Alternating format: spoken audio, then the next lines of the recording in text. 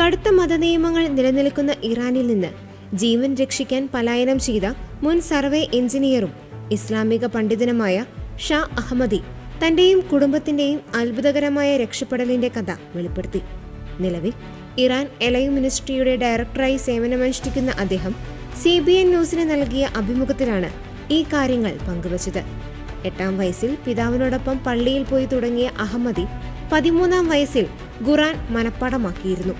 രാജ്യത്തെ മികച്ച എഞ്ചിനീയർമാരിൽ ഒരാളായി പേരെടുത്ത അദ്ദേഹം ഒരു പെട്രോ കെമിക്കൽ ഫാക്ടറിയിൽ ജോലി ചെയ്യവേ സർക്കാരിന്റെ രഹസ്യ കേന്ദ്രങ്ങൾ അവിചാരിതമായി കാണാൻ ഇടയായതാണ് ജീവിതം മാറ്റിമറിച്ചത്.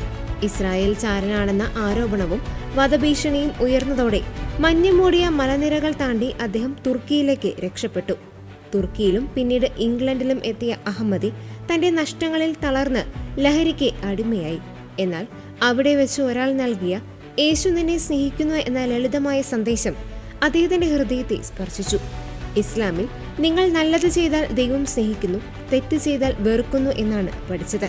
എന്നാൽ യേശുവിനെ പാപിയായിരിക്കെ തന്നെ സ്നേഹിക്കുന്നുവെന്നും അവനിലേക്ക് വരുന്നവരെ അവൻ കഴുകി ശുദ്ധനാക്കുമെന്നും അറിഞ്ഞപ്പോൾ എനിക്ക് ലഭിച്ച സമാധാനം വിവരിക്കാനാവാത്തതാണെന്ന് അഹമ്മദി പറഞ്ഞു.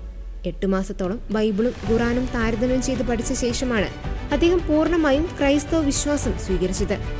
അഹമ്മദിയുടെ മാറ്റത്തിന് പിന്നിലെ ഇറാനിലുള്ള അദ്ദേഹത്തിന്റെ കുടുംബാംഗങ്ങൾക്കും അത്ഭുതകരമായ അനുഭവങ്ങളുണ്ടായി. അഹമ്മദിയുടെ കുടുംബത്തിലെ 8 പേർക്ക് വ്യത്യസ്ത സമയങ്ങളിൽ യേശു സ്വപ്നത്തിലൂടെയും ദർശനത്തിലൂടെയും വെളിപ്പെട്ടു. ഇതോടെ അവർ രഹസ്യമായി ക്രൈസ്തവ വിശ്വാസത്തിലേക്ക് മാറി. കടുത്ത മുസ്ലിം മത വിശ്വാസിയായിരുന്ന അദ്ദേഹത്തിന്റെ പിതാവ് ഉൾപ്പെടെയുള്ളവർ പിന്നീട് തുർക്കിയിൽ വെച്ച് വിശ്വാസം സ്വീകരിച്ചു. ഇറാനിൽ ക്രൈസ്തവ വിശ്വാസം സ്വീകരിക്കുന്നത് അതീവ അപകടകരമാണെന്ന് അഹമ്മദി പറഞ്ഞു. ഒരു വീട്ടിലെ പ്രാർത്ഥനയിൽ പങ്കെടുത്താൽ 5 മുതൽ 10 വർഷം വരെ തടവ് ലഭിക്കാം. മാമോദീസ സ്വീകരിച്ചാലോ 13 വർഷം ജയിൽ ശിക്ഷ അനുഭവിക്കേണ്ടി വരും. ജീവൻ പണയപ്പെടുത്തിക്കൊണ്ടും ഇറാനിലെ രഹസ്യ സഭകൾ വളരുകയാണെന്നും അഹമ്മദി സാക്ഷ്യപ്പെടുത്തുന്നു.